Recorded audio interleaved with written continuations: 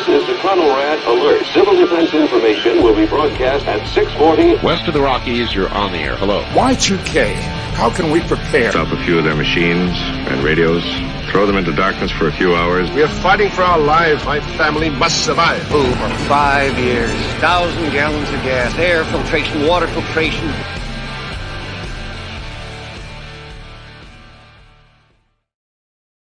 Coming at you from the frozen tundra that is East Central Alberta, Canada, streaming live on YouTube, Facebook, Twitter, Twitch, Rumble, and Odyssey. Welcome back to the workshop where we create community, find freedom, promote preparedness, and share success. I am Toolman Tim.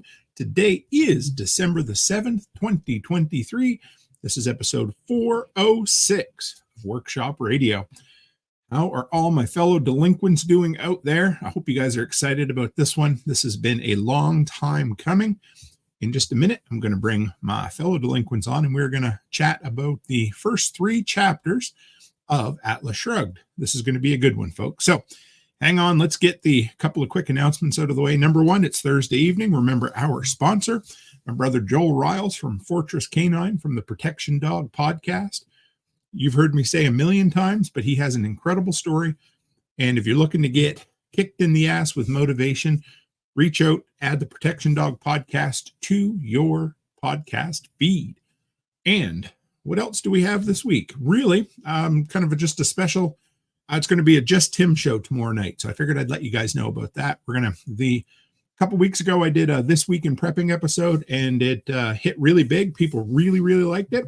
So we're going to follow up, and we're going to do another one of those tomorrow night. So hang in there. It'll be 6 p.m. Mountain Time, just like all the other shows. It's going to be a good one. All right. With that, give me a second here. Let's bring on. So far, we've got, hey, Nate, how are you, brother? I'm doing all right. How about you? Not bad at all. And we got Mr. John Palmer driving in the dark tonight. Are you, brother? Yep. Yeah, it's depressing how early it gets dark now. I don't even want to talk about it. I know, but you know what? Me being I guess, I don't know. Maybe I should ask I hope John's not drinking anything, but I got to show everybody what I opened tonight for celebration in the very first episode in our Atlas Shrugged series. This is official unauthorized Self-Reliance Festival mead. And I brought that bottle back from the States with me, and I'm trying it out tonight, so it's not bad. You got anything, Nate? Water. That's good. Same. That's all right. Kids are still up. Water is all I ever drink, hardly anyway. That's all right. No, it's good. So we've been, what did we take? 2 months off, Nate, was it? Yeah, 2 or 3, somewhere around there. Yeah, we finished up what we were working on there. We went through the 1 Second After series and decided it was good. Well, I was on the road for, 37, 38 days. Got to see you guys in person. Yeah. And we decided we'd wait till December to start our, I was going to say John Galt. Yeah, the Atlas Shrugged series this evening. So this has been a while coming because you and I talked, I don't even know when. It's been months ago. Yeah, it had to be probably at least 6 or 8 months ago. Yeah, that we were like, okay, we need to get into this. And I believe you came up with the idea of a special patch, right, Nate? Yeah, patch or something. Yeah, right. Some sort of, we haven't decided exactly what, but basically what we're doing is for any of the folks who follow along with us and read along, it's going to take 10 months, I believe, if I did my math right. Yep. We're going to do 3 chapters a month. And if you follow along with us in that 10 months, if you tell us that you read the entire Atlas Shrugged, whether it's your first or your 30th time, there's going to be a special prize for you at the end. Absolutely. So, I can't wait to see what it looks like. I know we haven't completely designed it yet, but we know where we're heading with it. So there's going to be a special prize. Yep. So I gotta say, I've read the whole thing, but I've listened to the whole thing. I've listened to the first 3 chapters like 6 times now. Because you planned on getting started, or just in preparation for tonight's show? So first, it was for preparation for last month. I listened to it a couple times or so the first time, and then this time I listened to it. I got my weeks mixed up, so I listened to it last week a couple of times, and I listened to it this week. It wasn't your fault, John. We'd originally had last week as the plan, and then I realized that I was going to be out of town, and I was like, wouldn't be nearly as enjoyable trying to do it from a hotel without the proper system. Oh, that's right. I forgot about that. But that's you know what? There's a lot to unpack in the first 3 chapters. So yeah, there is. How many times have you read Atlas Shrugged in its entirety now, Nate? Do you know? 7 or 8 times, I want to say. Wow. Okay. And how about it's you, usually. John? Oh, sorry. Oh, I lost John. Go ahead. I usually throw it on, and I can get through it in about a week and a half. Because it's, I believe, for audio, it's just over 100 hours, isn't it? 60. It's 60. Okay. 67. Hmm. 60. I thought it was like 67. It's like or 65 or something like that. It's like 37 the way I listen to it at 1 3/4 speed. So. Well, here, I'll pull it up on my app and I can tell you exactly how long it is. My first reading of it was just a little under a year ago. I think I started maybe around this time last year, maybe January, and worked my way through it. And I listened to it at 1 speed because there was no way I was going to speed it up at all. But this time I popped it up to 1.2, I think. I was still okay with 1.2. Okay. And 63 hours is what I have. Okay. Yeah, that makes, and it depends on, I think the version I have has a bit of a longer intro, where the introduction to the story, and then there's a postscript as well. So that could add, it doesn't take much to add 3 or 4 hours to this story for some reason. So no, and I think the one I have gets into a little bit of the background of the characters and the plot, and it's one of those, if you listen to like the first half hour of this, the entire book is going to be spoiled. Yes. Yeah. So, okay. I don't know how we're going to do this. It's going to be tough because people who are reading along, we're going to try to keep our discussion to the first 3 chapters. Are we, Nate? Yes. Okay. So I will do my damnedest to not spoil anything. We'll try to keep it just to those 3 chapters. We'll probably talk about overall themes that the entire book carries, but there's certain mysteries in the book that we definitely won't give away. Right. And we'll do our darndest. And if we do, oh my God, I'm so sorry. So, and reality, the way this book works out, you need to unpack little pieces and remember a lot of little things to get the big things at the end. Yes. Because Ayn Rand does an awesome job of tying the little stuff together, and it becomes big things at the end of the book. Oh, it's a masterclass, guys. It is unreal. I went back and I reread chapter 3, 1 through 3, 2 times for this show, and it blew me out of the water how much is in those 3 chapters that I completely missed. Yeah. Just, we got another guy in the background. I just want to see if he wants to join or if he's just in to listen. So, but so we're going to dive into chapter 1 through 3 here, and just give me 1 second. Yep. All right. So one of the themes that we will see continuously throughout this entire book is a certain 1, 2, 3, 4 word phrase. Hey, who is John Galt? Yeah. The first words in the entire book are those exact words. And I didn't catch that the first time, but that's exactly how how it started. Why don't you share a little bit about your memories of the first time you read it, Nate? I remember going through it going, okay, this is extremely boring. It's extremely long, but once you clear the first couple chapters, the story really picks up and you start to see, holy shit, this is modern day. So, I mean, this book could have been written, 6 months ago and still be relevant. And that's 110%. It blew me out of the water how that happened, or how when you're reading it and you're like, oh my goodness, I did not. It feels like it was written for 2020 audiences, eh? Oh yeah, absolutely. But it was written in the late 40s. I know. And it has this when I read it, have you ever seen the movie Dark City? No. It's got, I can't even remember who it's got in it. Anyway, but it's this, I don't even want to give that whole thing away, but it's I'm like, oh, I don't want to spoil anything. I got to stop. So it's got like this noir look to it. So it's like this science fiction kind of perpetually 1950s, but also a little futuristic.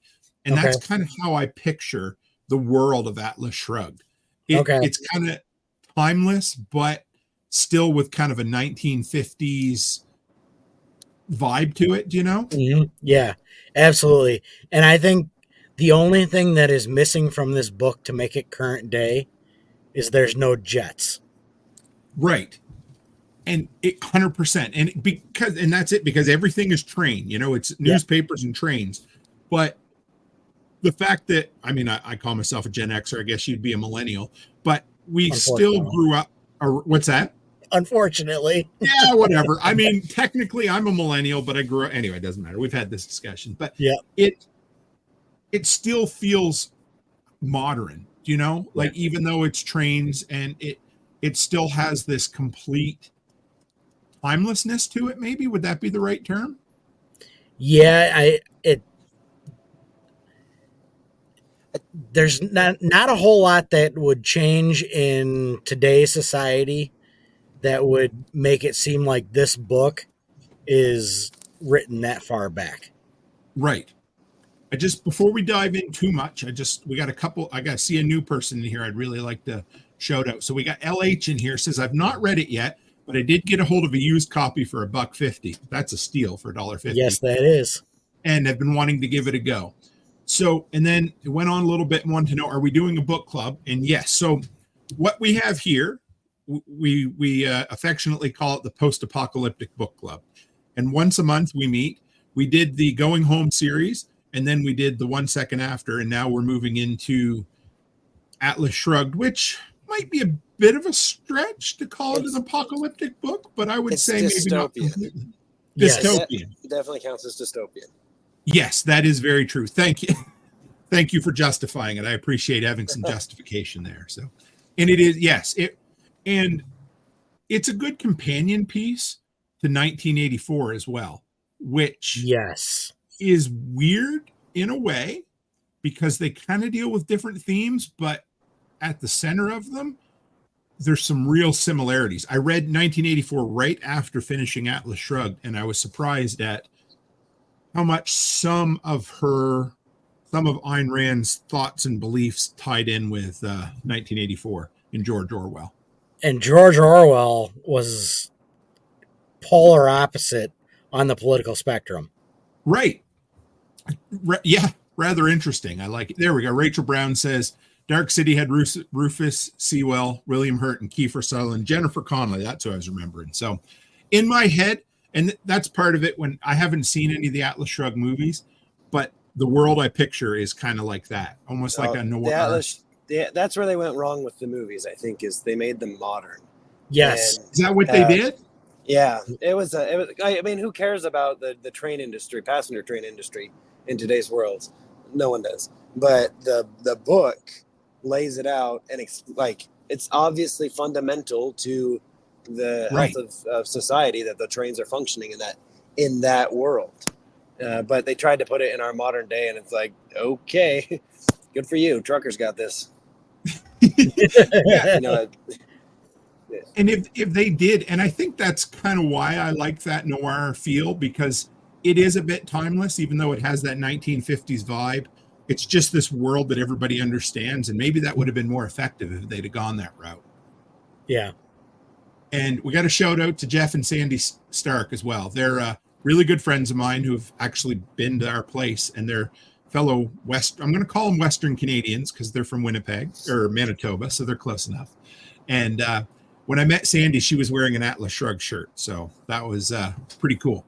And Jeff said when they first got married, Jeff said he's read it many times. His wife, Sandy, introduced him to Ayn Rand when they were married. So, all right, let's dive in. So I kind of broke down each chapter into, I guess each chapter has 2 or 3 interactions that are kind of central to the plot. And what everybody said was it's really heavy on character introduction. And it kind of is, but at the same time, it's very much it dives right into people living and, living lives. There's none of this going way back and exposition on history of the people. That's in there. But for the most part, it's, hey, let's start watching these people live. The very first interaction in the whole book is Eddie, who, and pardon the vernacular, but he interacts with a bum. That's literally the words in the book. And the guy comes up and asks him for a dime. Whenever you go to the city, Nate, do you ever get propositioned by homeless individuals for money? We don't go to the city, but yes, every time we go, yes. And honestly, go ahead. I see them every day going back and forth to work, mostly to work. By the time I come, I'm getting off work. They're usually huddled down somewhere because it's dark. But on the way into work at 8:30 in the morning, roughly, they're on every street corner. The cardboard signs, everything. They're just everywhere, and it's hard to believe in Tulsa how many that we have. So, go ahead, Nate. I am just west of Chicago. Our shop is 20 miles from the loop, 25 miles, give or take. Okay. In the 3 miles it takes me to go from my shop to the highway, there are at least 6 of them waiting at the corners with signs begging for money. So, this is something not new. It's as old as time. People, if you're a reader of the Bible, there are beggars in the Bible as well. So again, it opens up with something that is timeless, something that we know. But I thought it was kind of interesting that the opening character of the entire book is Eddie Willers. He turns out that was he a friend of theirs, of Dagny's? Yeah. When they were right from when they were kids. With them. His dad worked for their parents. Yes, Tigers. Yeah. His dad and his grandparents both worked for their parents and grandparents. It was a 3rd generation kind of servitude type thing, almost. Yeah, that's where Jim Taggart in the book kind of puts him down. Like, you'll turn out to be a feudal serf, and he says, "That's what I am, Jim." And he's happy about it. Like he serves the empire of the Taggart Transcontinental Line. Yep. And he kind of what I liked about it is he kind of represents the everyman, because the entire book is very focused on doers, and some of the people that modern society would look down upon. But your Elon Musk types, or your strong CEO types that build things from the ground up. But it opens with Eddie Willers, who is just as happy with his station in life as Jim Reardon, or Hank Reardon, or Dagny. And it's kind of interesting. Yeah. Well, and there's later in the book, it mentions that he knows he couldn't do what they do, which is an interesting perspective. That goes into Ayn Rand's objectivism. It's kind of like this fixed mindset. But, we'll talk about that at some point, I think. But sure. He's a go-getter. He's got the get-to-itiveness, and he definitely, loves his job. Always wants to do the right thing, is what he says. And the right thing is to do the best you can. And he's a company man. Like he reminds me, I guess, of myself when I worked at Home Hardware for many years. I loved the job. I loved the company. I loved the business, and I enjoyed what I did at the time because that's kind of all I knew before I was an entrepreneur. And it's okay, for him, he's happy in life, and he looks out for the best interests of the company. And I would say Dagny, and maybe not the brother quite as much, but he, more than anything else, he he really looks toward the company as this is my life and I'm okay with that. But so Ayn gets right into it very quickly. She kind of paints a picture, and she's, for somebody who is quite often accused of being dry in her works, I thought she paints pictures with her words really, really well. And early on, there's two things that she said. The city looks like a dying fire. She uses the term a fire that's past, like, you're not going to bring it back to life, or kind of like, a campfire, if you've dumped a little bit of water on at the very end or the coals are left, like there used to be something substantial there, but there's not much left. And then they talk about this big oak tree. This was a story from Eddie's. It's funny that he kept the story to himself, but he talks about this massive oak tree that he looked at his entire life as a child, and how he looked up to this tree and thought it was an amazing tree. And then all of a sudden, was it struck by lightning or a windstorm? I can't remember which it was. And it falls over, and it turns out that the inside is hollow. So you get this massive tree that appears to be something incredible from the outside, but it's wasting away to nothing on the inside. And if those aren't two apt illustrations of what I would consider modern society, but here she is writing this in, I guess it was the 50s, but she started writing it quite a while before that. What do you think about that, Nate? I think it's spot on. I mean, it hits the nail on the head. You have the fake facade looking all nice and beautiful, and then you have the crumbling foundation of this country just falling apart. That is 100% spot on.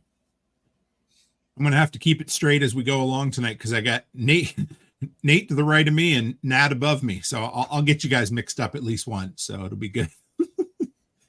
And the massive calendar that's in the sky. Does anybody... I have a hard time with that. I couldn't figure out, is that a literal calendar or is it a projected calendar? Maybe it doesn't matter, but it gave me Big Brother vibes either way. Either of you guys have an idea of what that is? I took it for something like Big Ben. Big Ben? Like a That's exactly how I took it. Exactly. Okay. What were you saying, Nat? I think it is projection because, I'll give a little spoiler, I guess. Later, when we get that message on there from a certain friend of ours, it had been written there previously, so it looks like it had been written on basically one of the slides for the day. So I think maybe like a slide projector, maybe almost. It either slides or it's like one of those flip book type ones or something. But it has to be in a way that you can go ahead of time and write a message on there that can then be put up there, and then it gets stuck on that day too. September 2nd. I don't know if that. So maybe I'm reading too far into this, but so far we have a dying fire, embers of a dying fire. We have a oak tree that looked good on the outside, but was near the end of its life. And I don't know if this was intentional or not, but to start it in September 2nd, almost the fourth quarter of the year, kind of toward the tail end. Maybe I'm reading too much into it, but to me, I was symbolizing, hey, the year's coming to a close. Society's winding down. Seems like everything she tells in the opening, including that 1 in 4 stores were closed. Doesn't that sound post-COVID to anybody? Yeah. But it's also, as we get further along, this takes place over at least a year, if I remember. That's what I was thinking. I was trying to... Yeah, it's several years. And that... Okay. I've tried to... as I've listened to it, I've tried to pick out significance in the dates, and I don't find any like recurring dates or significant dates, except for when they say they're looking forward to a specific date. Then that becomes significant when they get there. But yeah, I've thought the same thing about the dates. Like, oh, is this significant? And I don't know if there is, because it does go over multiple years. And yeah, she was very specific about early on saying September 2nd. I'm like, it almost seems like it should be something worth noting, and I wasn't sure. Right. But, and as we meet each of the characters, I looked up some of their ages because they don't mention right away with some of them, but most of them are in their 30s, except for Hank, as far as the main characters go. And I don't know if that's, a bit to do with Ayn Rand, kind of saying that people are in their, working prime in their 30s, or if that's the point where they really embrace objectivism. I'm not sure, but Eddie was 32, and James Taggart, which is the next person we meet, is 39 at the time of the book. Alice Wyatt, they mentioned, is 33, and then yes, Dagny's 35, 36, something like that. I don't know. She mentions it later. And then we go on to Hank. Hank is 45, significantly older, but he's also a bit wiser too. He's been at it for a bit. So, all right. So, second interaction we get. So the book opens with Eddie Willers. Is that right? Willers? Yeah. Yep. Yeah. Eddie Willers walking on an empty street, runs into a bum, asks him for a dime. And we find out that sounds like society's kind of crumbling a little bit, spoiler alert. And the next interaction, we cut to Eddie walking into James Taggart, the head, I guess he was the head of Taggart Rail Lines at the time, to let him know CEO, if I remember. CEO? Yeah, that's what and to let him know that the Rio Norte line had yet another wreck. And this, we learned really, really quick that train wrecks are not an uncommon occurrence in this world. Infrastructure's crumbling. Raw materials are almost non-existent. The things that are being produced are of a subpar quality. I mean, guys, if you've never read this book yet and you read this, it is unreal how much you think this is modern times. Yeah, is this post-COVID? It just feels, it really does. And I know everybody says their generation is a mess, and I get it. Like, I understand that. But my goodness, to read this, and you just read it, and all I hear is the CNN or Fox News or anything else, Yep. All right. So James is the type of guy who doesn't really want to be bothered. He's the type of guy that he's like George Costanza. He gets in his office and he's okay with the paycheck and he's okay with the job, but he really doesn't want anybody to come in and tell him any bad news. He wants to sit around and with his head up his ass or in the sand and just ignore anything that's going on. And go ahead, Nat. Well, he talks about when Dagny shows up and they talk about the order for Rude Metal. She makes a comment, something like, okay, I'll fill out the paperwork and I'll give it to Eddie and he'll have you sign it. You're not going to read it. And then you can go deal with the board. Like, she knows the game, and he always has to pretend like he's involved. He has to pretend like it's his decision. And, but he doesn't want to have to make a decision. He wants to pretend like he's the one who calls the shots, but he's afraid to call a single shot. She calls him out multiple times on that exact thing. Similar to when we get a little further along in the first 3 chapters, the San Sebastian rail line. And when he comes to her and he's like, well, when did you make all these changes? And in other words, and she looks at him and says, it's in every report I put on your desk that you sign and hand along. He just wants to appear to be involved, there's so many themes. And when Nate, you've heard my presentation on the poverty mindset before. Yep. And when I read this, I'm like, oh, there's so much good stuff in here to revamp my presentation on that, because I would say about 80 to 90% of the people living in this world suffer from that. Nobody wants to take responsibility. It's just, let's make noise until somebody else decides to do something.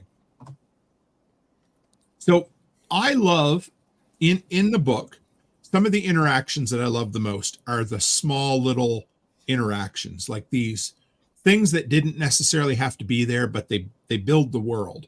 And one of my favorite ones is right after James and Eddie have a conversation, Eddie goes and talks to this office guy and who has a broken typewriter. And he makes this conversation. He says, do you know where I could get any woolen shirts? And Eddie says, no, I don't. He says, nobody does, but I keep asking, hoping I'd find somebody. And then he goes into a diatribe about how he's not going to put in a report or a request for a new typewriter. He's going to fix it, because even if he could get a new one, it would be made out of, tin or whatever he said, just Mhm. junk. And there's so many of those little interactions that remind me again, and I always picture them like dark and dingy and again kind of noir for some reason, like like an old detective story or something like that, and it just adds to the, I don't know, the overall expansiveness of the world, I guess. Yeah, the feeling that Eddie had when he looked at that calendar and he couldn't remember the phrase, and then later in the chapter he remembers because somebody says your days are numbered, and that's the phrase that he thinks of when he sees it. That's the feeling of all of these little interactions, because it shows you this like heaviness that's going on. It's like your days are numbered. Like it kind of shows you the progression of society through these interactions. I mean, you see the big picture, but that's where you see the little pictures is through these little things, and you get to feel like how the regular Joe Schmo feels, even if they never show up again. That's really good. I like that, because I wrote down your days are numbered because that comes back to Eddie. That was the saying again that he was trying to think of in the first interaction with the homeless guy. And now, of course, he can't quite remember why he wanted to remember it. Right. But that's exactly it. There's this existential dread that kind of permeates every interaction. And because people always ask, well, how did you not see the collapse coming? Well, because I was too busy living life. I mean, again, no matter where you land on the religious aspect of things, if you've ever read the Bible, it says, even up until end times, women were having babies and people were marrying, because everybody's always busy living life, even if they know times are really, really bad. And that's kind of what, this dude is. He still needs woolen shirts and he still needs a typewriter. Mm-hmm. Yeah, when we just talk about like preparedness, I get this same kind of mentality. People are like all or nothing. It's like you prepare for the zombie apocalypse or you don't prepare at all. And it's like, well, if you prepare for the zombie apocalypse, then the power goes out. What do? You can't retrofit your oven to burn wood, because the power comes back on 4 hours later. But this whole society collapse things is the same type of things. Like we could see the signs, we could know what's important to prepare for, what to pay attention to, but also I still need to use my oven. I can't destroy the life and world I have because of what's possibly coming. So it's hard to balance that.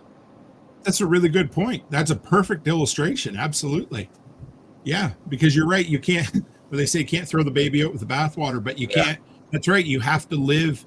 You've got to be in the midst of living right now. You can't, again, because every one of us, I think, would believe that preparedness should make your life better now. Yeah. And better in case times get tough. And so, by turning your electric stove into a wood burning appliance right now, that doesn't make your life better right now. All right. So next, we talk about the Phoenix Durango just a little bit, guys. And that is kind of a cool story because it reminds me a bit of what's happened on the prairies and North Dakota in particular. But it's a line that a train line for those, for those younger than 30 might not know what a train is. But that's okay. But yeah, so they basically talk about a new type of technology, a way to revive old oil wells, which is so crazy because that's really what the fracking renaissance did with existing oil fields, was a way to bring to bring old oil wells back to life. And she's talking about this anyway. So they open up this oil line heading to Colorado called the Phoenix Durango, and it absolutely dominates. It makes tons of money because they decide to extend the rail line to a place where business is supposed to go really, really good. Wyatt Oil is the name of the company anyway. And his name, for those who don't know, is Ellis Wyatt, and he's 33 years old. So again, another mid-30s kind of individual. So what do you think up to this point, Nate?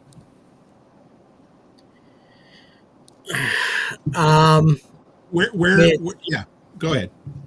So you're starting to see the reality of corporatism and now you're starting to see what the free market will bring.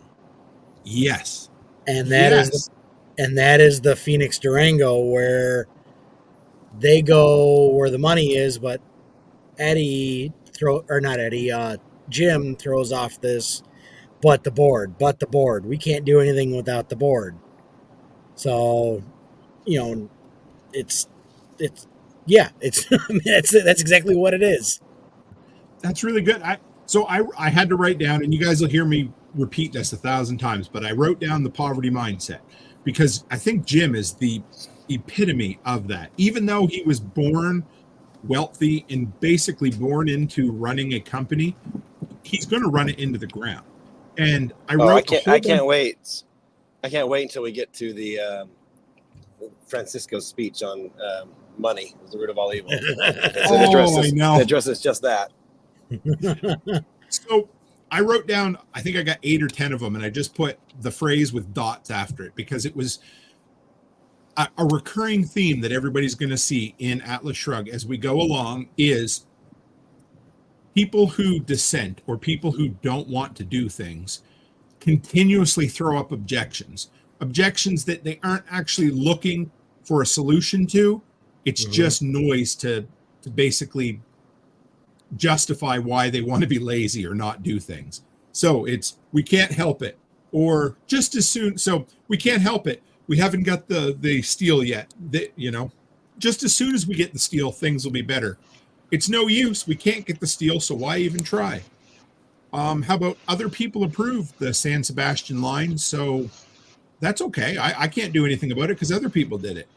Or one of my favorite is at the very end of Jim and Dagny's interaction, he says, I just refuse to consider it. I refuse to consider that the San Sebastian lines are going to be privatized, taken over by the Mexican government. He just sits there and says, no, almost like a petulant little child sitting in a corner saying, nope, I'm going to have dessert first, and there's nothing you're going to do about it, Mom. Yeah, that's their favorite line. No one can blame us if so-and-so, whatever. These people just, 100%. This whole friggin' part of this book just pisses me off. Yes, and especially Reardon's family. Oh my God, I wanted to choke every one of them. We're going to talk about that in a minute. And oh my God, again, poverty mindset. But we're going to, okay, what else?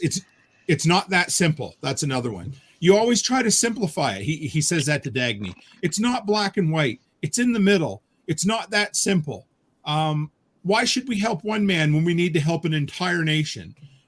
You're not being practical. Like, which one does he want her to be? Practical or anyway. It just drives me. Again, the 1984 comparisons. In there, they talk about political doublespeak and how they completely change the meaning of words. And that's exactly what happens in this. People just say words. Anyway, I'll get all worked up here, but it reminds me again of so many conversations you see in modern times of people just interacting and fighting over things because neither of them mean what they think they mean. And they're just parroting talking points that they heard on the internet or the news or wherever. Well, you know how you can tell a politician is lying, right? Their mouth's moving. Exactly.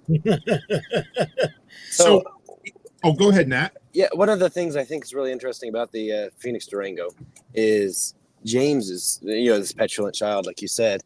He's so angry about this. Is Dan Conway, who runs the Phoenix Durango line, who 10 years prior, or 8 years was running a milk line, down the Southwest or whatever, and now he's doing really great. But he's mad at Dan Conway, but he's also not doing what it takes to make sure his line is profitable. And Dagny says something about how Ellis Wyatt doesn't care who we blame. He just is going to go with whoever's going to provide him cars. But she also recognizes, hey, Dan Conway is our competition, but there's enough there. It's like we can both make tons of money on this line if we just step up. Like we don't have to. We're not We're not fighting against him. There's enough that we can both be successful. But even they know, even if we're not successful, the person who does the best job is going to win. Right. But Jim is like, no, we need this. We've got, all of these excuses, and that's why we should get the benefit of the doubt. But that's why it doesn't care about anyone's excuses. He's just gonna pick the person who's productive. And that's, again, when we talk about, I love when you talked about the talking points, Nat. They're just kind of parroting whatever they hear. And they get really uncomfortable and really angry when somebody calls them out on their bullshit. When, like Dagny, for instance, when she offers up resistance, they just roll to the next talking point and roll to the next talking point.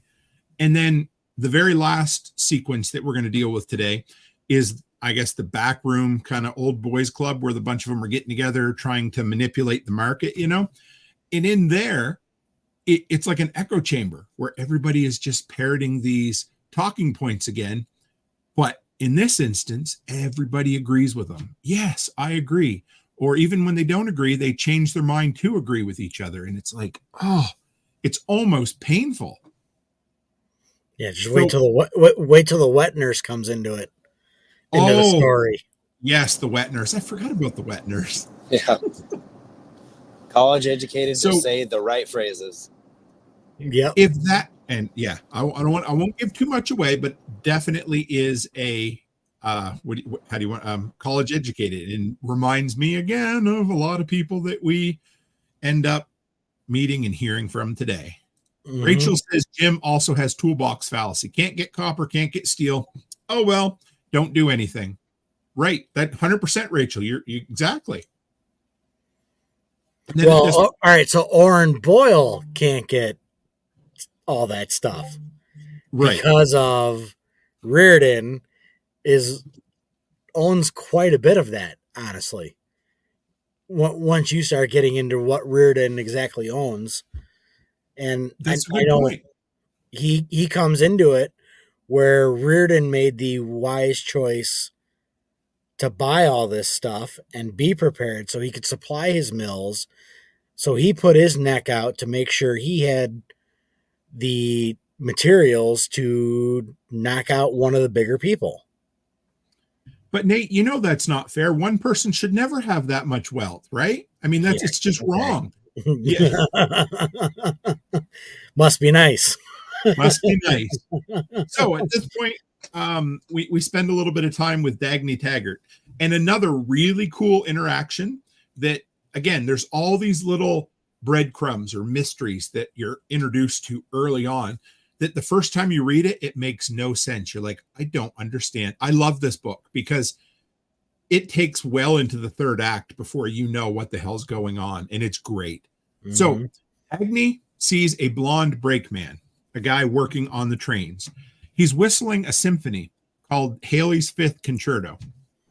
And the thing is, Haley was a well-known composer who only ever did 4 concertos and then disappeared completely.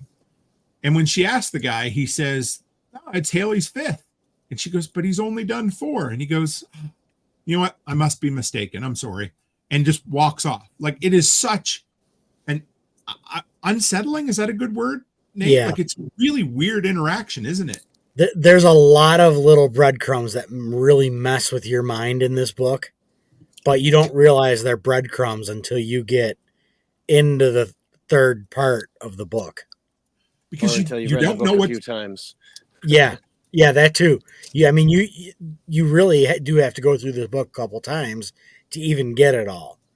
Oh man, like I said, I mean, this is only my second time reading it, but I'm doing a deep dive into each of these sections, and I'm just absolutely blown away by how much stuff was knitted into the fabric of the story even early on. Things that you don't even catch the first time through. And I'm sure I'll miss 1,000 things again, but it's fun, you know? Mm-hmm.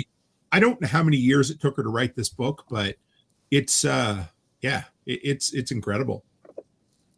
So next we go, Dagny is on, I believe it's the Comet, which is the high end, the best train that the lines have, Taggart lines have. And she wakes up and realizes the train had stopped.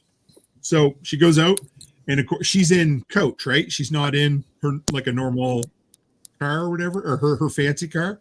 Yes, because she left her car behind. I think didn't have time to have it switched over, so she just got on the fastest train. Right. Or that train broke down maybe or something. I don't remember exactly, but the other train was running late, so she didn't want to hold it up by getting her car unhooked and everything to take with her. Okay, that's what it is. So she just jumped on a coach.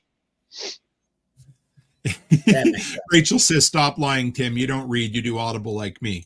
Yes. So I would say in today's modern world, the term read has now adopted listen to as well, because I think I don't know, maybe not most, but I would say a lot of people. So yes, anyhow.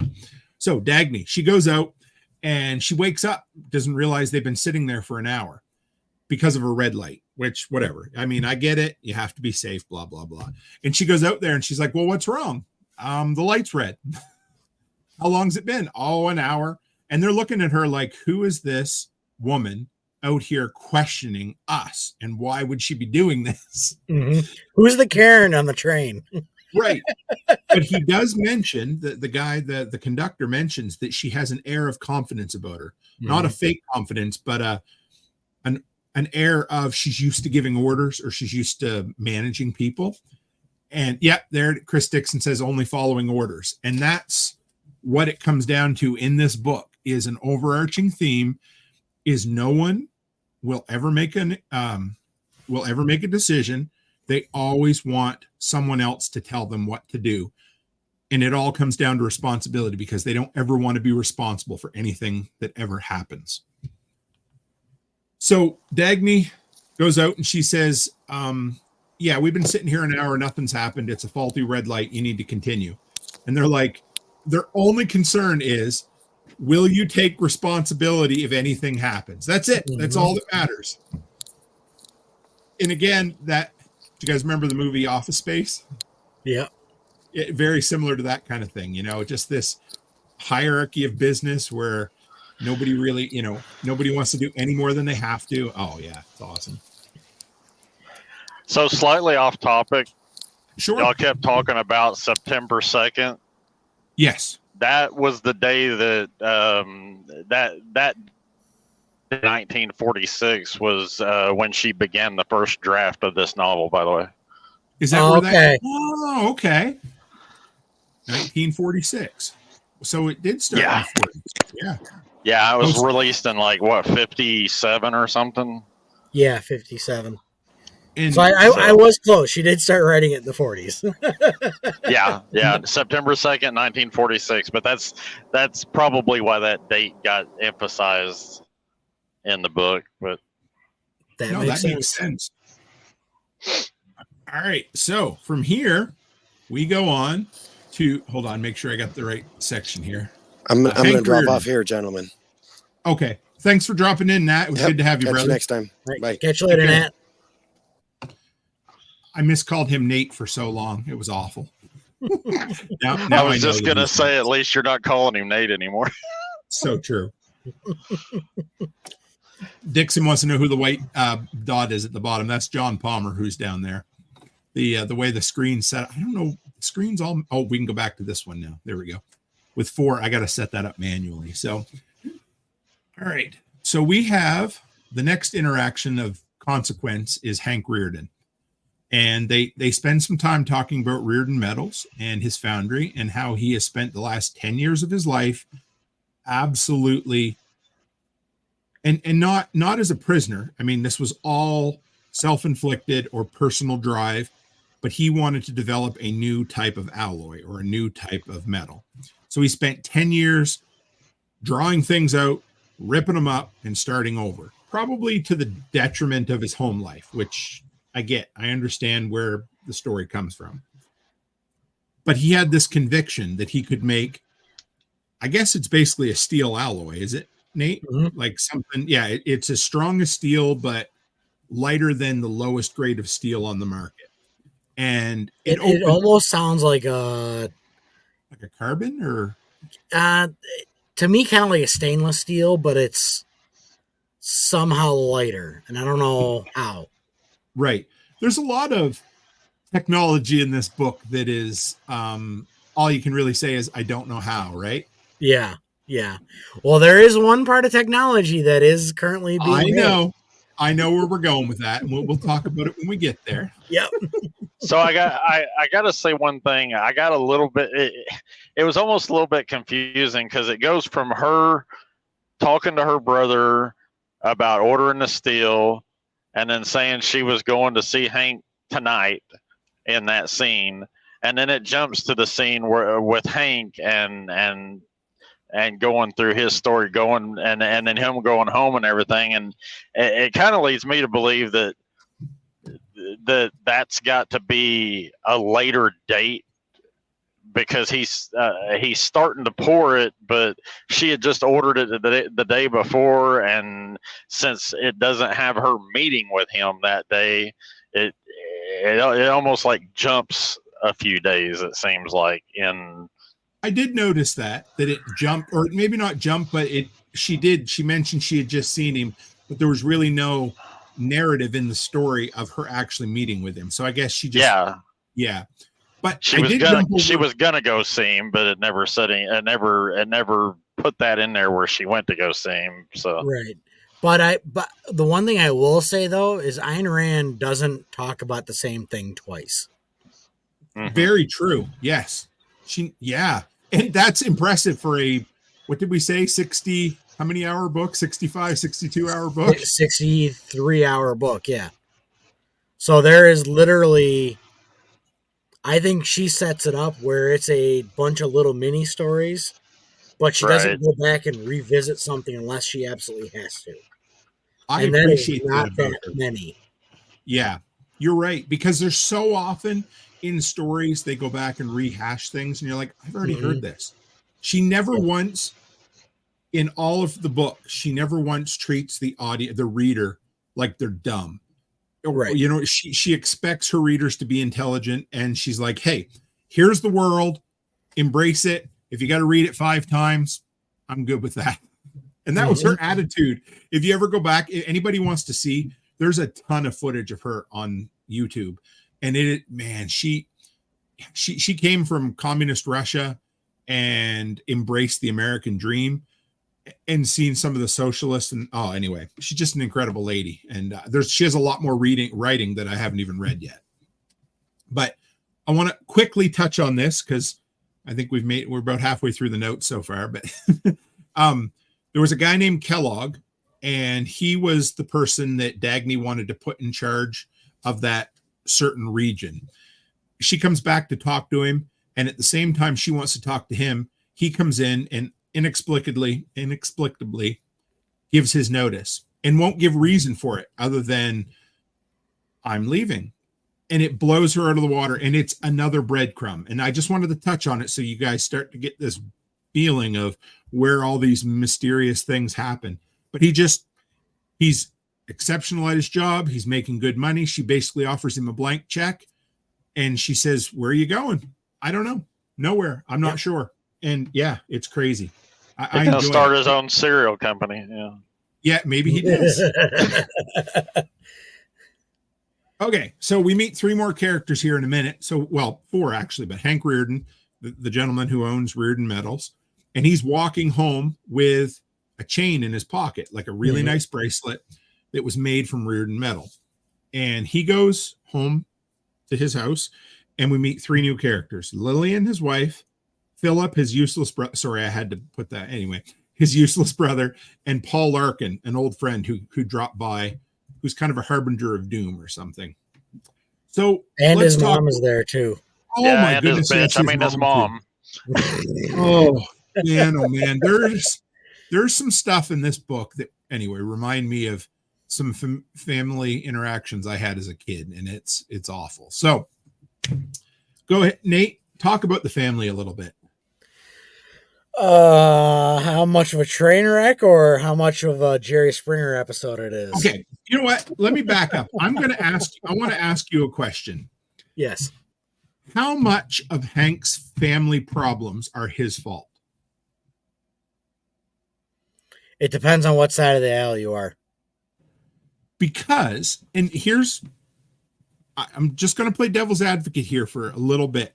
He enables at least his mother and his brother significantly. Yes. Agreed. It doesn't mean that how they treat him is his fault, but there is a portion in here, and it's a really interesting dichotomy, because you have Hank, who is probably the most ruthless, strong entrepreneurial figure in the entire book, but he comes home and he is treated like a third-class citizen in his own home by his mother, his brother, and his wife. And he could stop it at a moment's notice, but he doesn't. He continues to give Philip money. He allows his mother to live with him, despite the fact that he could have sent them anywhere. So, okay. Martinson says, for enabling his family, yes. Rachel says, ungrateful family at large. And Chris Dixon says he looks after them so well, they are entitled to wieners. It's 100% his doing. So, what are your thoughts, Nate? I would somewhat agree with Chris, or Chris Dixon, that it is 100% his doing. But half of me wants to also think he's giving them enough rope to hang themselves. Do you think so? At first? At first, I think. Because I think he's kind of getting fed up with it, because when Philip asks him for the money, and then he says it's going to this, Friends for Global Peace or something like that, I think is what it was. Yes, I love that. And then he says, "Can you do cash because we can't have your name on the donor list?" That caught me a second time. I'd forgotten about that, and I was like, the nerve. Yeah, I know. But I hear that, I'm like, what the fuck?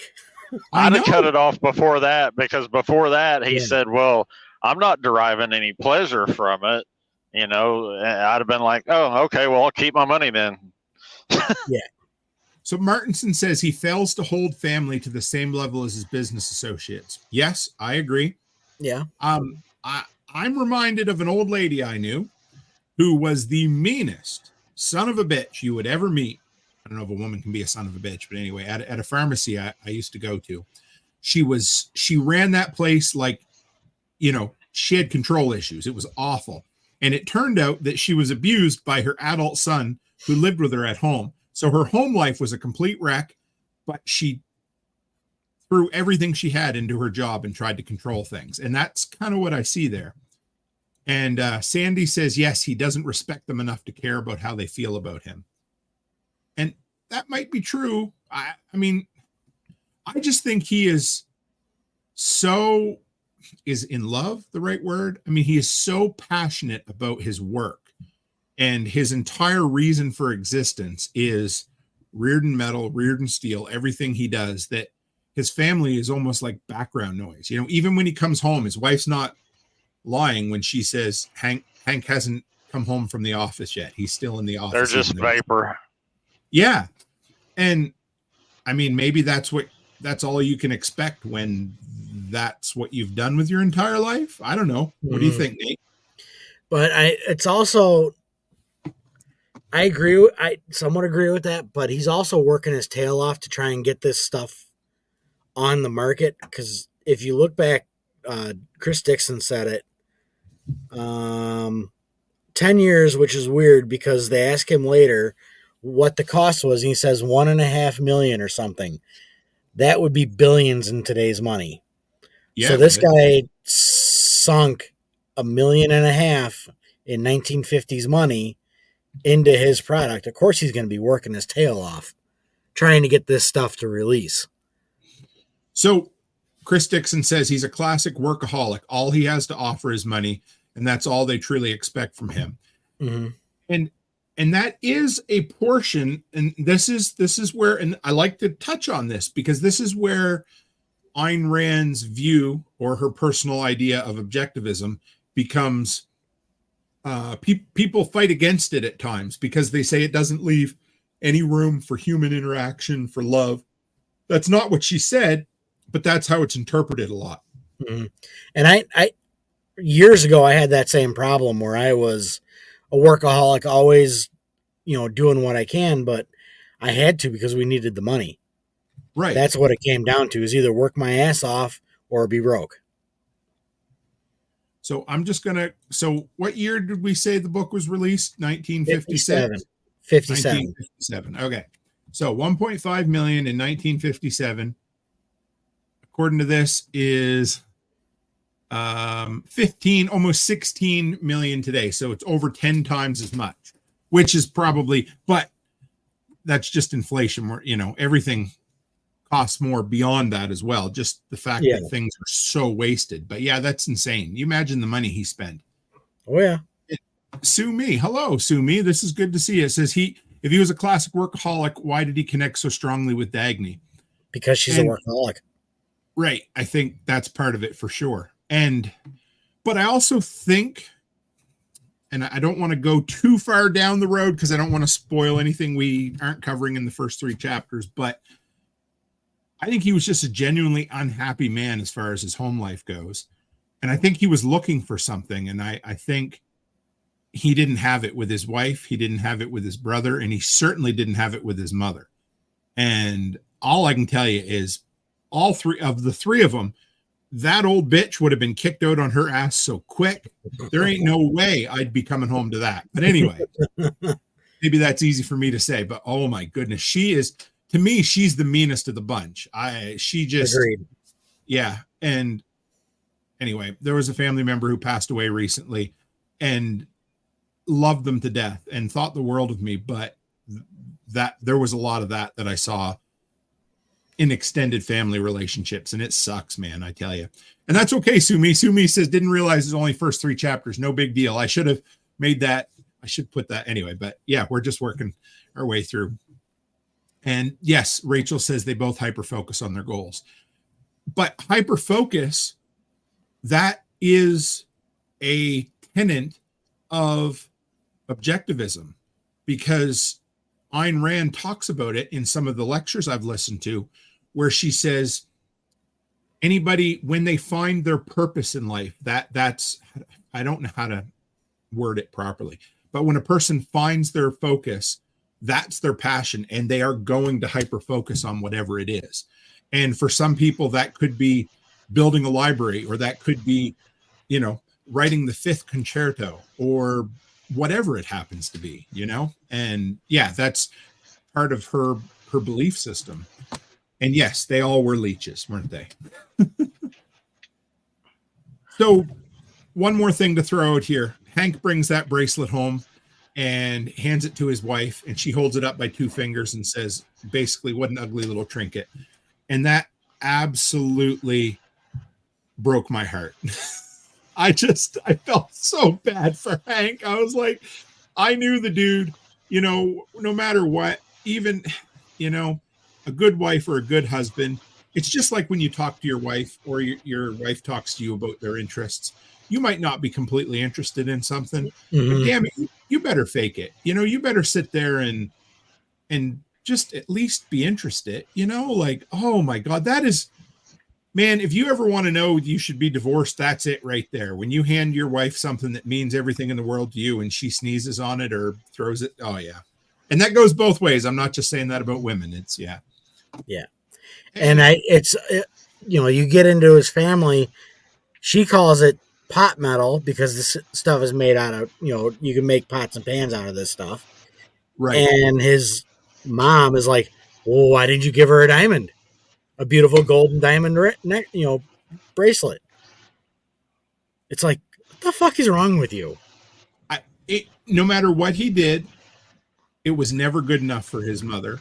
And his wife had her mind made up for him. I mean, when you look at it, I would say of the ones we've been introduced to so far, Dagny and Hank would be the protagonists of the story. Mm-hmm. They're both deeply flawed individuals, but that's okay. Like that's another thing that Ayn Rand talks about is nobody's perfect, but the people that succeed are the ones who hyper focus on their passions and do that to the kind of putting everyone else off to the side. And it's kind of interesting. And Sumi says you can be supportive even if it's not your thing. Exactly. And Rachel says the wife was a bitch about the bracelet. Yes, she was.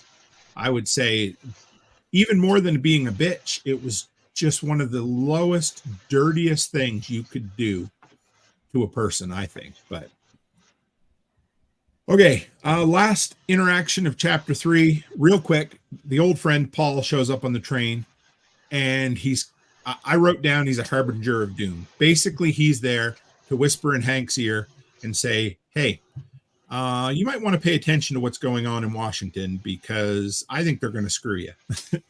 And then they talk about the importance of having a lobbyist, which is kind of interesting.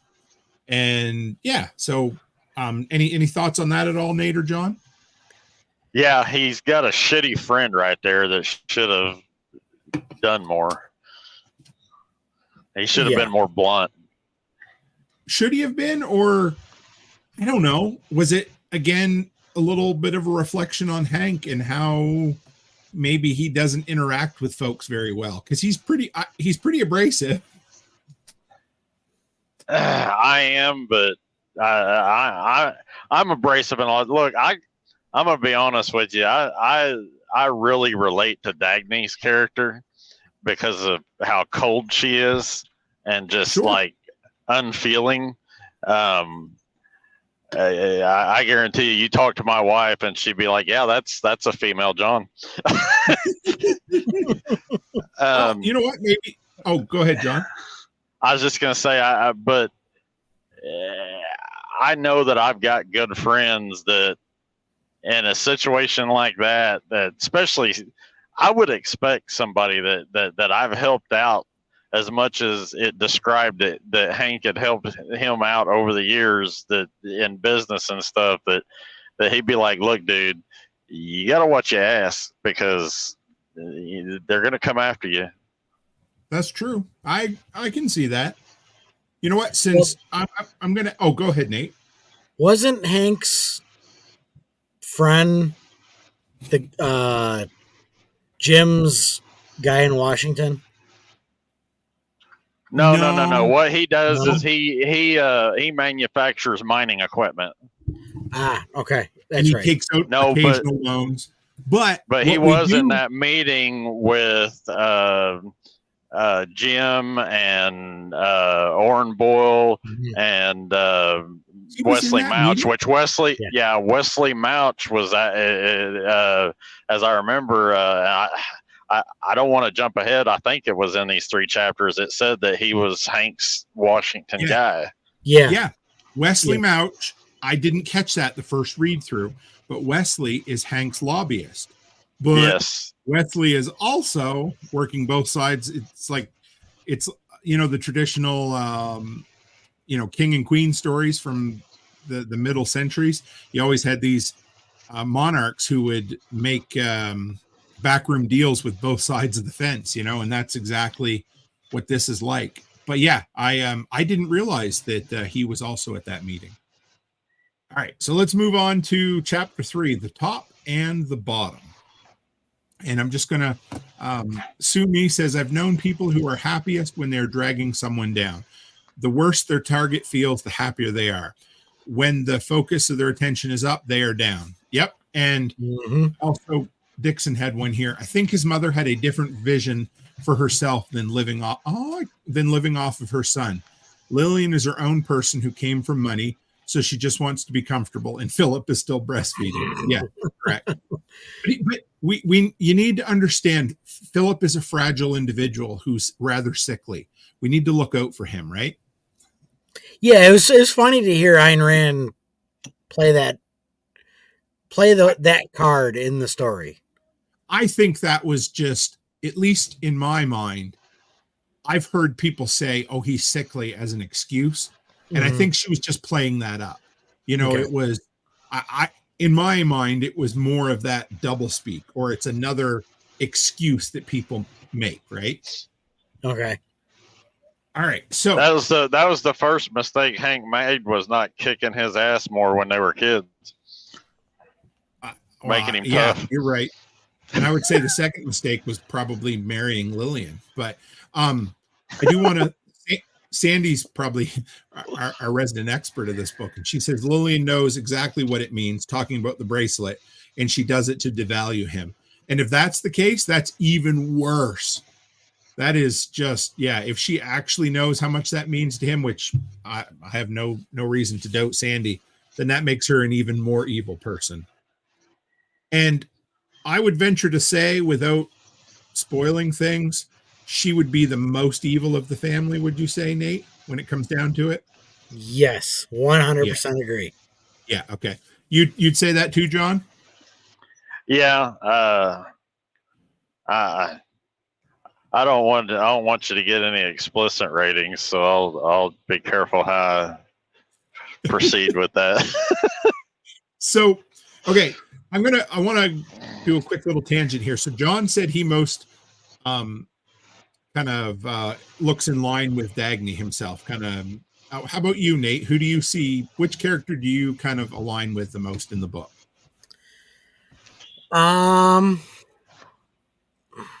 Some days Dagny, some days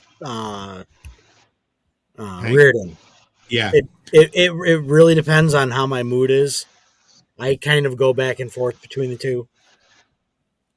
I would, for better or for worse, the entire first read through the book, I looked at Hank, and no, I'm not projecting on personal relationships, just his kind of stick-to-itiveness and, absolute hyper focus on his passion. That, to me, I kind of mostly sided with Hank in the book.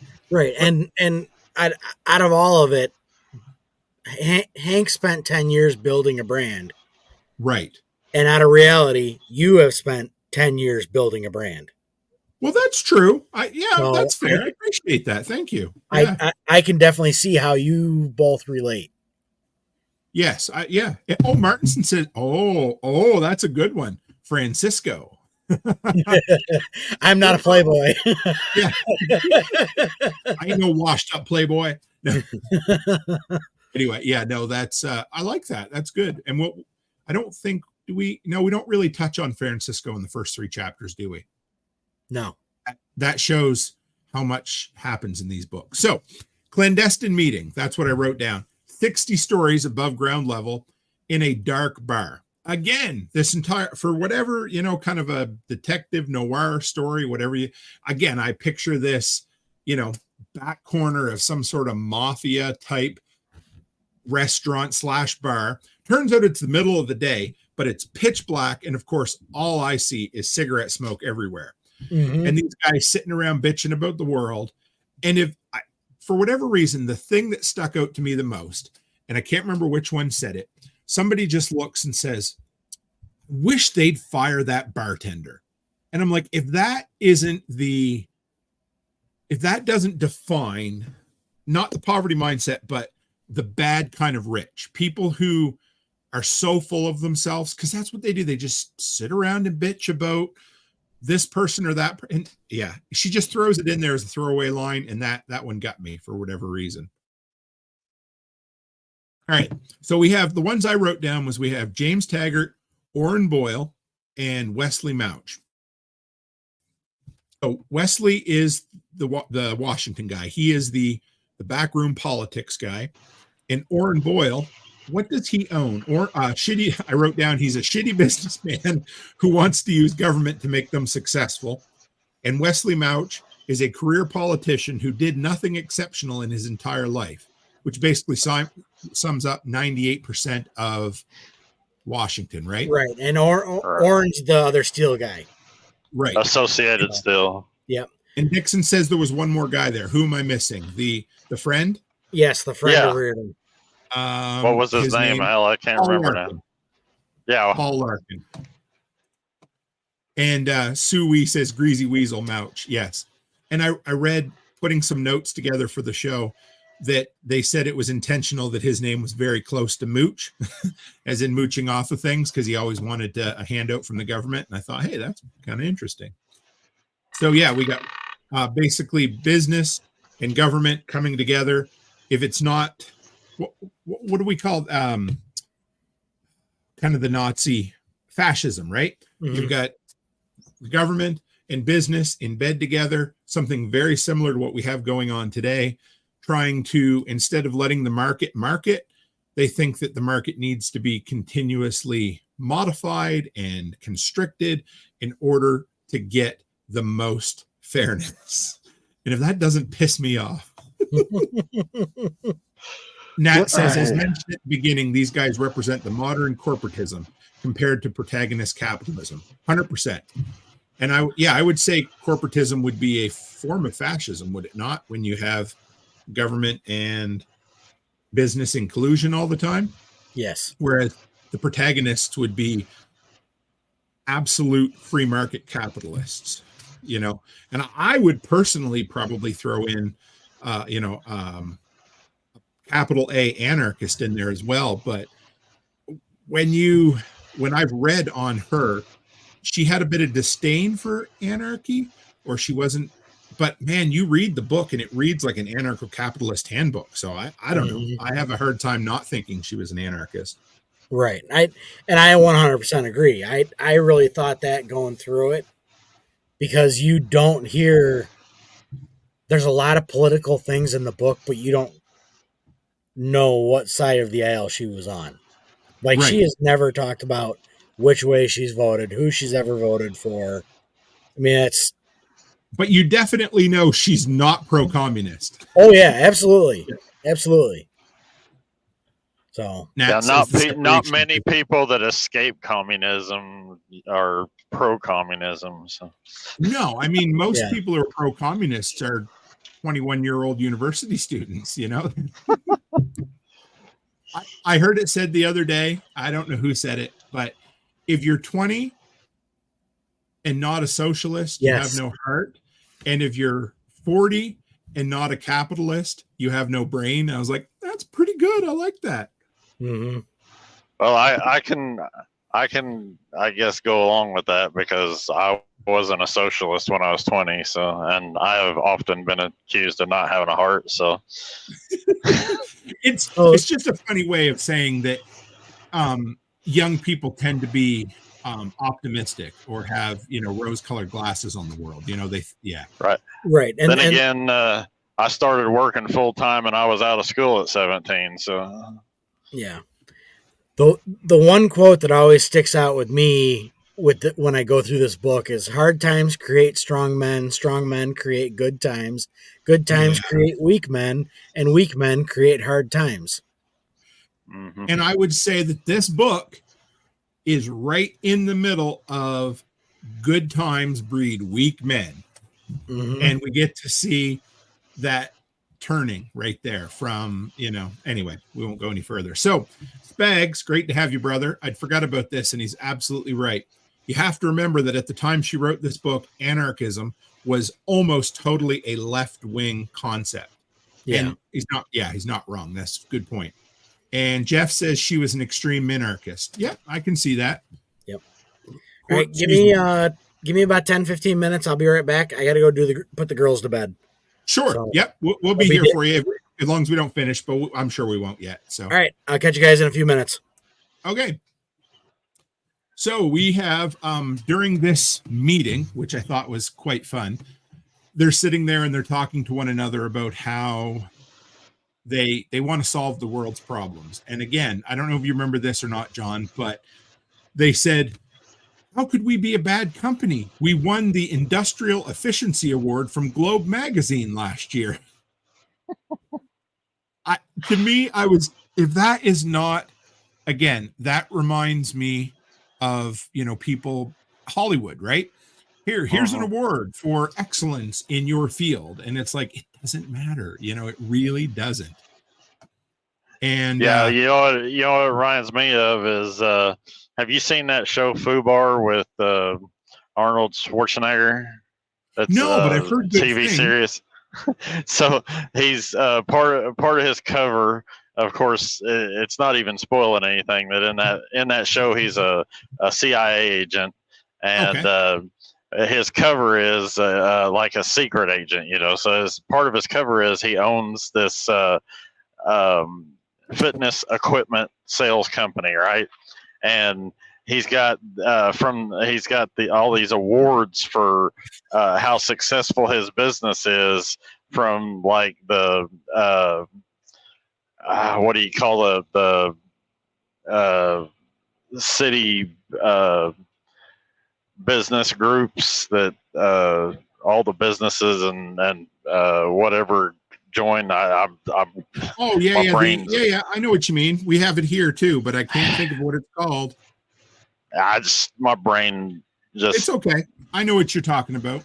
Anyway, so they giving him these awards every year, and he literally, like, I mean, the company's bogus, so he's like putting up fake numbers and stuff to get all these awards and everything. So Chamber of Commerce. Yeah, Chamber of Commerce. That's what it made me think of. But is like, yeah, that all that crap is to me, I don't know. Some people, I guess, put stock in all that stuff, but to me, all that's just meaningless. And that's a lot of, you know, I'm not going to specifically talk about what we're going to deal with down the road, but it also has to do with government and science working together later on as well.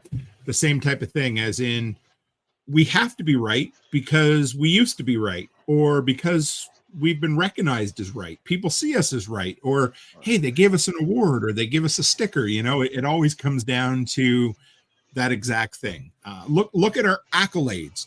We have so many accolades, you know, or I have so many letters after my name. I have, you know, masters of this and PhD of that. So of course I must be right. I can't not be right. So therefore anything I come up with has to be the right answer. And it's such an awful way to think of things. So they talk a fair bit about the San Sebastian line. And this is if this doesn't have, I don't know, government, I don't want to say conspiracy, but I guess kind of. It's like the backwater deals of I'll scratch your back, you scratch mine, and we'll all get filthy rich while we do it. And it's kind of funny how they're sitting there and they're talking, and all of a sudden, I think it was Wesley Mouch. He said, "Hey, I was down there checking out your Mexican line.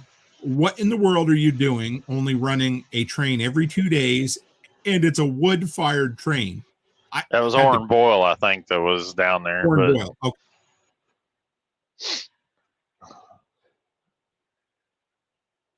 Okay. All of this stuff was on him every single day from Dagny, and he just completely ignored them. What do you think about that Mexican line, John? Oh man, it's hard to talk about it too much because I know I know everything, that the whole reason for its being and everything, and it's just because it kind of already starts to allude to it that when Francisco went in and started that whole venture, he handpicked the people that he wanted to be in business with, because people were just wanting to throw money at him, and it's like. And like, you don't know anything about him yet. And later on, you realize, that's, that's just be careful. Yeah, you don't want to give anything, but I understand where you're coming from. So you laugh about it knowing the rest of the story. I understand, but I guess I'm going to give a modern example of this. So I did a show a while back on South Africa and the power infrastructure there, and how it is absolutely crumbling, and not for a lack of investment from the government, but the money is going everywhere but where it's supposed to. They have known for 15 or 20 years at least that they were going to run out of power, that their infrastructure was crumbling, and they knew they had to do something about it. So they start investing money in it. And basically what happens is the government takes the money home with them. The coal that's supposed to go to the plants gets stolen by organized crime. It gets replaced by shittier versions of coal, which I didn't even know existed. And on this goes. And there's this entire industry built around, quote unquote, improving the electrical grid of South Africa. All the while it gets worse and worse and worse. And it I was gonna say there's different grades of coal, just like there's different grades of oil. So basically they'll just show up and steal all the good coal, and they'll leave whatever they can find behind. They're even to the point where they poison people who are in their way. They poison a guy's coffee because he was, working for the right side, and they're like, no, we need to make money from this. And it's just a I'll scratch your back and you scratch mine type thing, Right. So I had a few questions. Actually, no, okay. So from there, we go to Jim and Dagny. And this is a classic example of James, once again, deflecting. She comes in and she says, he goes into her office and demands to know why she's been cutting back the lines. And to set the story here, folks, they're basically supposed to subsidize these lines in Mexico that aren't being used for a mine that isn't producing anything, and they're supposed to be running every day with the top trains. And so Dagny takes it upon herself, because if they don't, they're going to basically shut down their train company. She takes it upon herself to cut back the amount of trains that are running and to get the oldest, worst train she could ever find. It cracked me up. And James, her brother, is absolutely appalled that she would do this. And they spend about 30 minutes going back and forth. He'll throw one objection after the other. And she eventually looks at him and she says, Jim, how long are we going to do this? And he goes, what do you mean? She goes, how long are you basically going to make noise and try to convince me by not saying anything whatsoever? And he gets so offended, and it's back and forth. And I just love how she just constantly overcomes his objections, and he just proves that it wouldn't matter what she said. He didn't want to hear it. And Dixon says, I haven't said that. Classic deflection, over and over and over again. Everything they say. And when it comes down to it, and I love it, because Dagny looks at Jim and she says, okay, where would you like me to find the money? Where can I take track from? Where can I move a train from that will generate the money I need, or the infrastructure I need, in order to increase the runs on the San Sebastian line? And when it comes down to it, he refuses to answer because he knows he's wrong, but he refuses to admit that he's wrong. Am I right, John? Well, it's basically the same scene replayed about something different as their initial, there's the whole scene where she's telling him about ordering the rail from Reardon and canceling the order from Boyle. And she was like, okay, so call up and cancel it. No, I didn't say that. She said, well, then it'll stay the same. And he said, I didn't say that either. And she's basically like, it's one or the other. Make a damn choice. But and that's what it comes down to, is that he doesn't want to make a choice, but he also doesn't want her to make a choice either. It makes no sense.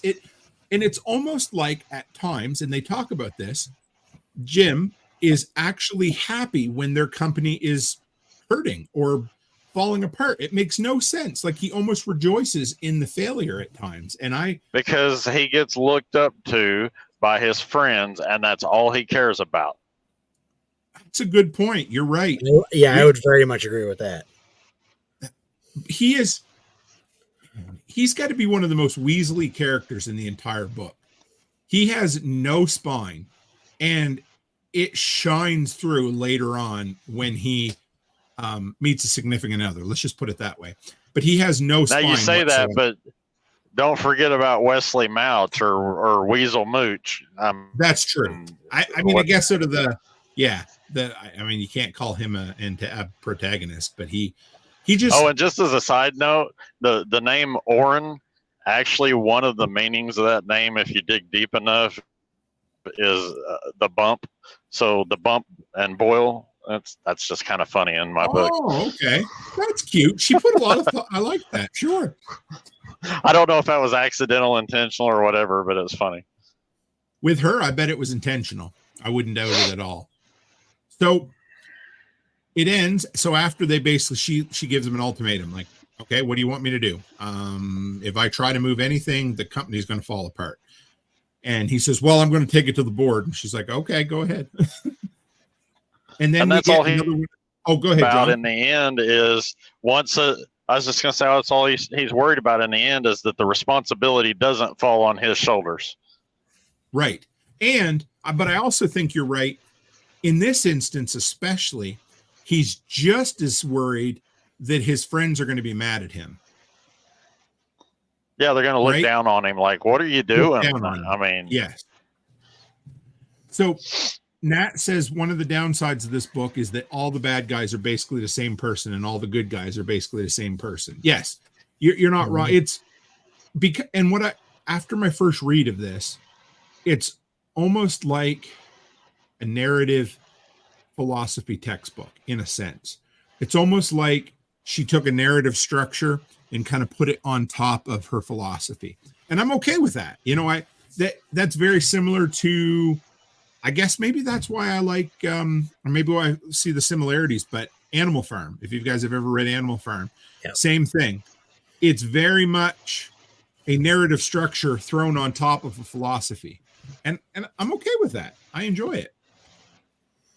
And Sumi says he's looked up to as a shining social justice warrior, and that's the accolade that he values. So it matters not if the company dies, as long as he's admired for his social achievements.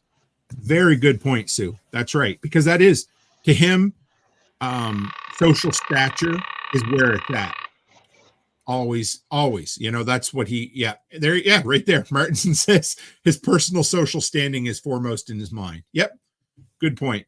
But what he doesn't realize is that if the train line went away tomorrow, most of his social standing would collapse because they're just using him, right?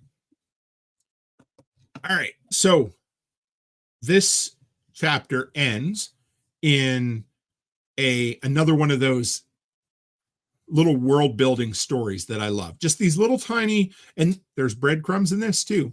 But Dagny goes outside, and once again, in a nod to, 1950s cinema, she has an interaction with a newspaper stand guy or a cigarette stand guy. But before she says anything, you find out that he used to own a cigarette factory, but it went out of business. Again, constant, the narrative, right? Used to own a factory. He now collects cigarettes. And I just love it. I don't know. I'm a sucker for good dialogue, but I love how him and her just interact. She shows up and she's like, hey, any new specimens for your collection? He's like, nah, there's no new cigarettes being made. And then they go into this little talk of how you can tell where a person's from by the cigarettes that they smoke. And I just love this little interaction. It could happen. It doesn't, it could happen at a diner or a coffee shop, but this just happens to be a cigarette stand and there's never a throwaway line, because cigarettes play, as we know, a very big part in the narrative of the story as things goes on. And Nat says that's a good way to put it. She puts words to the results of terrible ideologies. It's not good literature, but it's a great book. Yes, absolutely. That's what it is. And okay. So I shared 5 questions. Now, you guys don't have to answer all these questions, but I picked 5 questions that I shared in this. So anybody, I should mention this, anybody who's new here tonight, we have a Telegram group where we discuss the books. It's kind of the book club version of this. And so if you'd like to join, let me know, and I'll share the link after for everybody if anybody wants to. But so I shared 5 questions in there. let's start with this one. And if you don't have an answer, it's okay. I found a few for most of them, but Durango line, where a company came in and offered a service or a product to an underserved area, or with better service that excelled over existing competition. Any, do you have any examples of that in modern times, Nate? The only thing that popped into my mind, and this may be what you're looking for, but so you and I both live under assault weapon bans. Right. Yes, we do. Funny Okay. how we went there. Yeah. So, yes, I live in Illinois. For those that don't know, we live just outside Chicago. We're 65 miles from the city, out in the middle of nowhere. And we have a current assault weapons ban that takes effect January 1st with registration, the whole 9 yards. But you don't have to register bolt action. So there's a company that makes a bolt action conversion for an AR-15. Cali Key. Yes, sir. So that's my small little example, but I don't know if it's what you're looking for. No, that'll work. I like, and we're going to talk about disruptor companies a little further down as well. But it's funny, Nat and I both, my example was Netflix as well. And it was a company who seen an upcoming, so they looked and they said, hey, Blockbuster, you're stupid. People aren't going to be going to the store to rent movies anymore. We see all of this oil coming. In other words, we see the fact that people are going to want DVDs through the mail, and eventually they're going to want streaming services. And so they start building this infrastructure early on, and for many years were very successful with it. You know, that idea may, you know, they may or may not be seen as successful today, but they definitely did that. What about Uber? Yep, Uber's another one. Uber's one. All right, let me play some devil's advocate with Netflix. Sure. Okay, or actually all of these streaming services. Whenever you hit the season that the movie that you want to watch, like Polar Express during the Christmas season, or Hocus Pocus during Halloween, they're always up for rent. They're never on the streaming service that you've been paying for 11 months of the year that movie sits there. Right. It's funny. Barrett, my brother-in-law, and I just had that exact conversation when we were walking through the West Edmonton Mall. We were talking about Lampoon's Christmas Vacation and how we have to rent it every year. And I thought, you know, I wonder if seasonal movies I wonder if they don't tend to license them out to streaming services because they know that their window to be watched is very small. So they figure we better make our money, because nobody rents Lampoon's Christmas Vacation in May. You know what I mean? Like yeah. So I don't know. Interesting. Well, Die Hard this time of year, you know, because of being a Christmas movie. Well, here's the thing. I watch Die Hard year round. So I don't know. or Lethal Weapon. There's another good Christmas movie. Yes. Byron Roberts says Netflix made their money at the start. Yes, they did. And here's an interesting quick little side note about companies, two that I think of right now, Uber and Spotify, both, you know, disruptors in the economy, and neither are really making any money yet. So they've been kind of artificially propped up with, you know, either existing capital or venture capital investors. Well, so Spotify's making some kind of money if they're paying Rogan's bill. Yeah. Oh, buddy, I'm telling you right now, I think, anyway, they love to pay. They love to give him the money, but I almost think they might be. I watched the whole thing on it the other day and how they went big into podcasting, and it hasn't paid off at all. Yeah. And also, they are stuck in one of the worst contracts you will ever see, where they make almost nothing compared to the money they give out to the companies. It's it's really neat. And yeah, so okay. And I guess you know what? The next one I had was Reardon Steel is a true market disruptor. And then I said, any examples of a product or service like Reardon Steel that people were scared to take a chance on or did everything in their power to undermine it? Now, my example of this one was Kodak. They saw digital cameras coming around the bend. They knew that it was going to be the next big thing. But they had this entire infrastructure built around developing film. So right at the end of the 90s, early 2000s, they said, nope, not going to do it. And they decided to introduce a new type of film. Not just a new type of film, but a new type of processing or developing that they forced on all Kodak branded developers. It was one of the most asinine things to see in retrospect, but at the time they decided to double down on traditional technology, even though all the signs were pointing toward digital being the way to go. I just don't understand at all. That was going to be mine right there. Was Kodak or Bitcoin? No, Bitcoin. Yep, absolutely. And it is. Bitcoin is a true market disruptor. And I would almost say that Lightning on top of that is even more so. I love Lightning has solved all the problems that Bitcoin created or had, I think, anyway. I love it. I mean, Lightning for me is one of the best ways to send money across the border without needing to worry about it. All right, next. Can you think of any examples of a modern day equivalent to Dagny Taggart? A female leader, CEO, in a predominantly male field. Anybody have an example of that? Don't steal my example, because I have a really good one. I'm going to go out on a limb and say this one. There's a lot of female CEOs, but they're not really doing a very good job. That's okay. You can say that. I mean, you're going to have to sleep on the couch tonight, but it's fine. No. GM being the main one.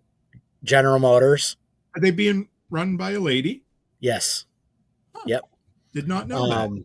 There's 30 companies in the United States that are the Fortune 500 that are run by females. The top is GM. Man, GM's in some trouble. All right, I thought of Ivanka Trump myself. Sure. Yeah. Here's the one I'm going to say, and everybody's going to be like, oh, I never thought of that. But this person just won Time Magazine's Person of the Year. It used to be known as Man of the Year. Anybody know who just won it? Yes, Taylor Swift. Yes. Lover or hater. I was thinking of her too, yeah. That woman is an absolute beast when it comes to marketing. And she is a free market capitalist. No matter, anyway, my girls love her. She is a smart, she is one smart young billionaire. She sure is. And I also think that she's a lot more cutthroat than she lets on. And I appreciate that about her. Because when you look at when they sold her masters and she went back and decided, fuck yeah, I'm going to re-record them myself. And I'm going to make a metric shit ton of money while I do it. Who else has the balls to do that? I mean, you look at somebody like, was it Keisha or Kesha? She was fighting against her record label trying to get released from it. And she tried to fight and they completely destroyed her. So yeah, anyway, Taylor Swift, I'd say, would be a good example of that. If Charlotte wasn't she a billionaire by the time she was like 25 or something like that? No, she just hit billionaire status this year and she's 30. Oh, did she? 33, 34, something like that. So, yep. Still, good point she's there, guys. amazing. I never thought about Oprah.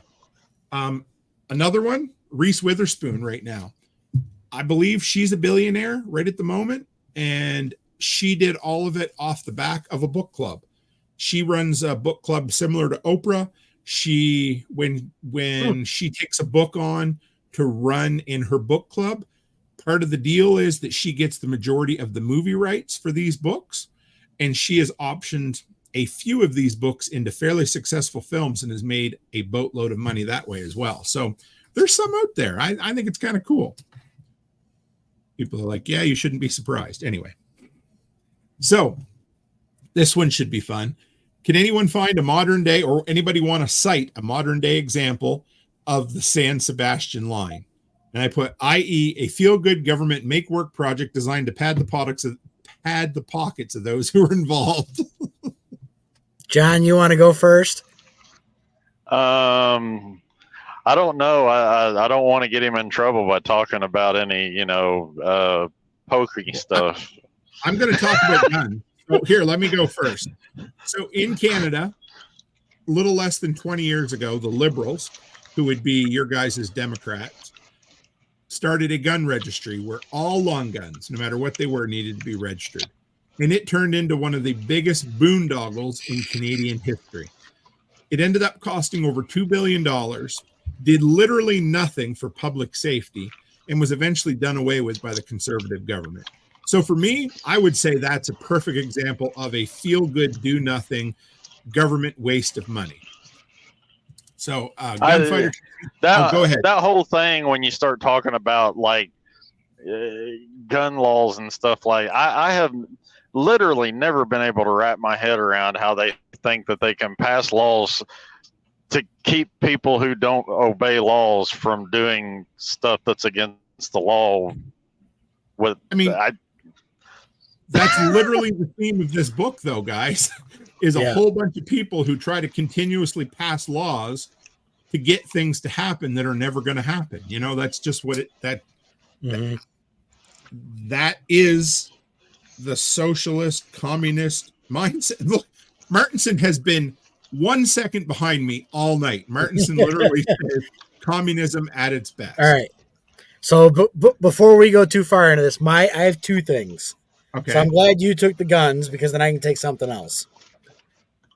Solar farms. Tim, you drove through a couple coming to my house. Yep. And anybody who puts solar on their house without a battery backup. Oh, yes. That is it. Yeah. Yeah, you're That's right. padding somebody's pocket, and it ain't doing shit. No. And most people are paying for that for 30 years. It's more like a lease than, there is some, I got to do a show. Maybe I should have Sean Mills on about those solar scams, because they're prevalent. He just talked about that in his podcast today on some of the things that California is doing that is absolutely ruining the solar market out there. Mm-hmm. Huh. Interesting. Yeah. Maybe I'll have to put him on then. And a lot of states don't allow you to have a battery bank with that setup. Man, can I say it's nice to live in Freedom Homa over here? I mean, absolutely it is. Yeah. Why do you think we bought land in Tennessee? I won't lie. I mean, yeah. So Nat, that is such a perfect example. And depending on how far down the rabbit hole you want to go into conspiracies. Anyway, Halliburton, KBR, and all the crap they did overseas, like charge the government $90 per bag of laundry washed. There are some people out there, I wouldn't necessarily be one of them, but there are people out there who claim that some of those overseas wars were fought literally because Halliburton wanted to make money. I'm not saying that's the case. I'm just saying I've heard it. I am pretty sure that is. So that is the preface of 1984.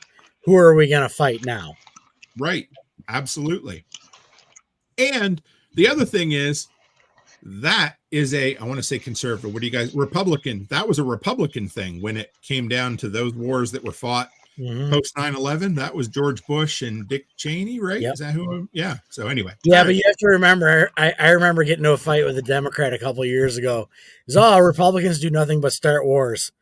World War II. Yeah, I know. The Vietnam War. All right.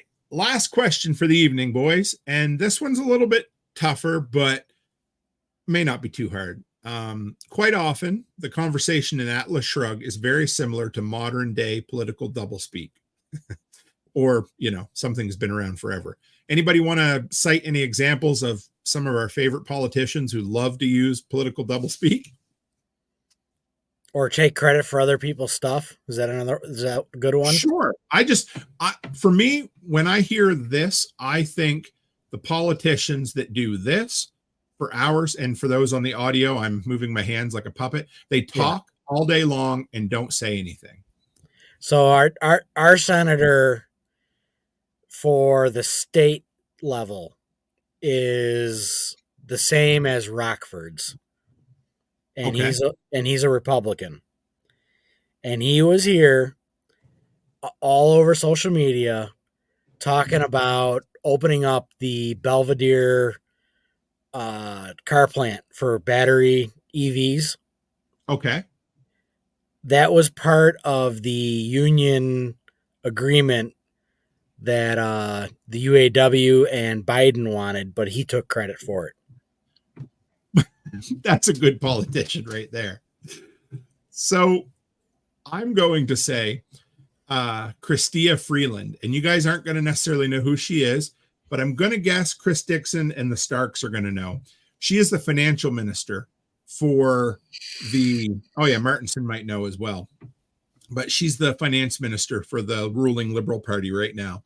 And whenever she's interviewed, she's very similar to Biden's press secretary. When they ask, useless twit. Yeah. They'll say, how do you explain things are bad? And she'll be like, oh, things aren't bad. They're not, and just on and on. And she's the type that'll say like, what was it? All you need to do is cut back on your groceries. It's just stupid things. But she is the queen of being able to being able to say something and not say anything whatsoever. And Becky absolutely hates her. She loves to send me TikToks of her talking because it pisses her off so bad. Holy shit, I didn't know this. Nat just put up and said Dick Cheney was the CEO and chairman of Halliburton from 95 to 2000. Yes, he was. Holy shit. Oh, man, if this one doesn't get demonetized tonight, we're doing good. So, wow. Yeah, that's it. Thank you, Sue. Ride a bike instead of driving a car. Yes, that's right. And there it is. Dixon says things aren't bad, but maybe people can cut off their Disney Plus account. That's what she said right there, too. She's a fucking idiot. So there you are. Oh, man, this was a good one, guys. I think we topped out at 15, which has got to be a record for book clubs, because usually the book clubs, we get a little smaller audience, but I knew that Atlas Shrugged was going to be a good one tonight. And Sue me, I don't know who you are, but you must be a Canadian, because if you know Chrystia Freeland, you must be a Canadian. It's good to have you. And I think she just joined the book club Telegram group as well. So next month, go ahead, John. I was just going to ask if either one of y'all read the book This Perfect Day by Ira Levin. No. Ira is a Canadian, isn't he? But I'm not sure, but you kept referring to how this book was like 1984 in ways, but if you want a book that's like 1984, only more modern, like that book's even more scary. I'm looking at it on Wikipedia right now. He also wrote, or Ira, is Ira a gentleman? I don't know. Anyway, I don't know. Levine also wrote Rosemary's Baby. Wow. I'm going to have to give that a listen. Thank you. Yeah, that is a freaky book. You want me to post the Wikipedia page for it? Yeah, posted it in the chat so I can go get it after we're done. Spag says, so the bad guy is Elon Musk. Speaking of Elon Musk, tell me that I'm not the only one that absolutely almost fell on the floor laughing over that live interview he'd done and told the Disney CEO to, go F himself. Go fornicate with themselves. I must have missed that. Oh my God. That's freaking hilarious. Yeah, so the guy asked him, the guy that was like New York Times or something that he was interviewing him, and he was asking him about the companies pulling their advertisement or whatever from X, and he's like I hope they do. He's like, I don't want them to advertise, and the interviewer was like dumbfounded and didn't know what he was, but he's like no, he's like, go F yourself. And he actually said it. He's like go F yourself, and he's like no, go F yourself. Is that clear enough? So, I will say, because Elon Musk is not the perfection of anarchy by any means. No, but that dude is a free speech absolutist. But yeah, and then like he said, they're blackmailing him with money, the richest man in the world, and they're going to blackmail him with money for real.